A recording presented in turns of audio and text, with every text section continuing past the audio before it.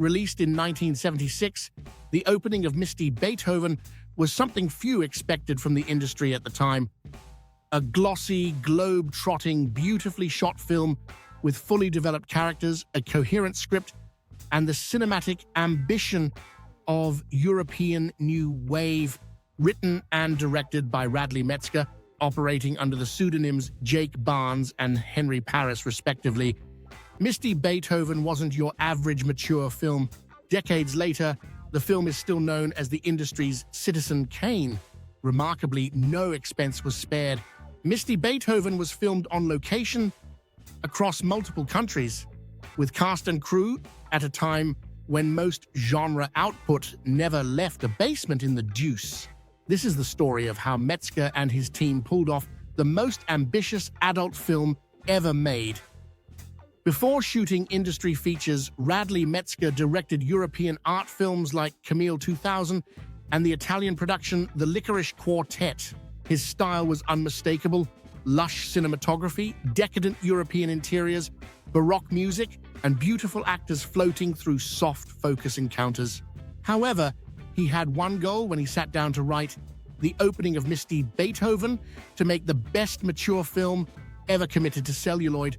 The screenplay began life in a small New York apartment where Radley Metzger resided on the Upper West Side. Drawing heavily from Pygmalion and My Fair Lady, he wrote what was essentially a high society transformation opera, only instead of elocution lessons and etiquette training, there were carnal tutorials and genre scenes. The plot is deceptively simple. Debonair therapist Dr. Seymour Love encounters the uncouth Misty in a Parisian cinema and decides to transform her into the enlightened equivalent of an ambassador's daughter. His goal: to pass her off as a high-class seductress so that she can win the most exciting new girl of the season title. The result was a script that was boundary-pushing in terms of content, yes, but also intelligent, funny, and structured like a highbrow mainstream movie. The funding for Misty Beethoven came primarily through Audubon Films, the production and distribution company Radley Metzger founded in the early 1960s. Audubon had already built a reputation for importing and distributing European films, which gave Metzger both the industry connections and capital to finance his own productions. By the time he transitioned into industry features under the pseudonym Henry Paris, Metzger was operating on a higher financial tier than most of his contemporaries. He secured a budget rumored to exceed $100,000, a shocking figure for genre output at the time. The financing was reportedly a mix of private investment, reinvestment of profits from earlier films, and international pre-sales through Audubon's established distribution networks in Europe, where Metzger's reputation gave him easier access to both venues and buyers. Unlike many mature films of the time, which relied on shady investors, Metzger's operation was legitimate, above board, and self-contained. So even in pre-production, Misty Beethoven was operating in a very different sphere from other releases. A significant portion of those finances went towards shooting internationally, with key cast members and crew flying to Paris and Rome to shoot real scenes on real streets with real people walking by. It was still guerrilla-style filmmaking, however. The film's male lead, Jamie Gillis, later said, "We had no permits. We'd arrive at a location in Paris, start filming, and be gone in 20 minutes before the cops showed up." Cinematographer Paul Glickman, a frequent Metzger collaborator, used lightweight Arriflex cameras and available light so they could get in fast and shoot quickly in those public locations. A positive byproduct of this is that it gave the movie a European verite feel. Genre scenes couldn't be filmed in external locations, of course. These were shot back in New York, 121 Christopher Street, now the Lucille Lortel Theater, and other residences in Greenwich Village were used. A studio space on 106th Street was also used extensively, housing the sets for the Art Lounge in Geneva and the Sonetta Studios party. Here, More sophisticated lighting and camera setups took place, with set designers, extras, and a more controlled form of direction.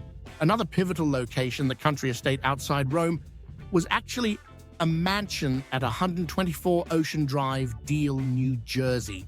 The Rococo-style home called Arcadia, owned by interior designer and New York socialite Doy Ritgers, was demolished without ceremony in 1987 after falling into disrepair. Interestingly, at a daily fee of $300 for 6 days shooting, only the interior scenes were shot here. All the exteriors were shot at a co-op estate called Cobble Close Farm near Middletown, New Jersey. This exists in much the same form today. So, what about the all-important cast of the film? Constance Money was the enigmatic centerpiece of Metzger's filmic symphony. By the time she was cast as Misty, she'd appeared in only one film, The Countess X, and by all accounts had no plans for an industry career. Metzger saw her photo in a modeling portfolio and cast her on the spot, attracted by her mix of enigmatic and aloof beauty. In the film, Misty starts as a foul-mouthed worker discovered in a theater. By the end, she's seducing aristocrats in silk robes and reciting sonnets like a pro. Money gives a surprisingly nuanced performance, a compelling blend of vulnerability and snobbery, but behind the scenes, she was reportedly uncomfortable with the genre scenes and clashed with Metzger. Misty Beethoven ended up being both her defining role and a catalyst for leaving the industry. After legal disputes with Metzger and a handful more productions, she disappeared from the world of cinema forever. Jamie Gillis hardly needs an introduction. He was already an underground legend by 1976. However, Misty Beethoven arguably sealed his place as mature cinema's resident boundary pusher. As Dr. Seymour Love, Gillis plays a globe-trotting therapist. He oozes elitist confidence, dragging Misty through a series of lessons that cross the full gamut of cinematic titillation. Gillis was perfectly cast, Ivy League-educated, theater-trained, and proudly subversive.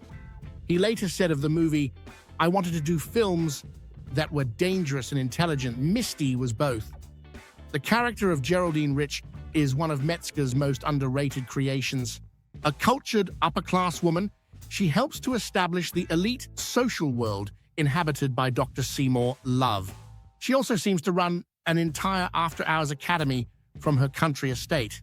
Portrayed by the French actress Jacqueline Baudon, whose industry credits are virtually non-existent beyond this film, Geraldine is the ultimate Eurodom archetype. She's truly memorable in this film. A special casting note has to go to Gloria Leonard in her role as Barbara, the poised and somewhat snarky assistant or possibly wife to magazine tycoon Lawrence Lehman, played by Kane. Her role in Misty Beethoven is brief but emblematic of the film's tone. She's sharp, sarcastic, and actively joins in with the events of the Goldenrod Gala scene. Leonard later described Metzger as the Stanley Kubrick of adult film, and there is no doubt that the man had an eye for detail. He directed the opening of Misty Beethoven with the same precision and stylistic flair he brought to his earlier European films. European art house directors like Antonioni, Buñuel, and Truffaut heavily influenced him, and it shows in his camera movement, shot composition, and his obsession with reflections, framing devices, and power dynamics within the frame. The film's editing, handled by Bonnie Karen, follows the European rhythm Metzger admired. Deliberate, elegant, and often languid. The art direction and production design were a cut above, too. High-end 70s decor, leather furniture, chrome fixtures, and bold color palettes, as well as the classical interiors of the Italian villa. The best and most recent way to enjoy the movie is the wonderful 4K release from Vinegar Syndrome. This is actually processed from the original negatives. Essentially, the opening of Misty Beethoven was a crowning achievement of an era when mature films played in real theaters and reviewers at Variety and the New York Times covered them like foreign films. Shot across continents, performed by actors who brought both charisma and complexity to their roles, and directed with a true filmmaker's eye, Misty Beethoven arguably remains the highest watermark of what mature film could be. From that perspective, it is the undisputed classic of the golden age.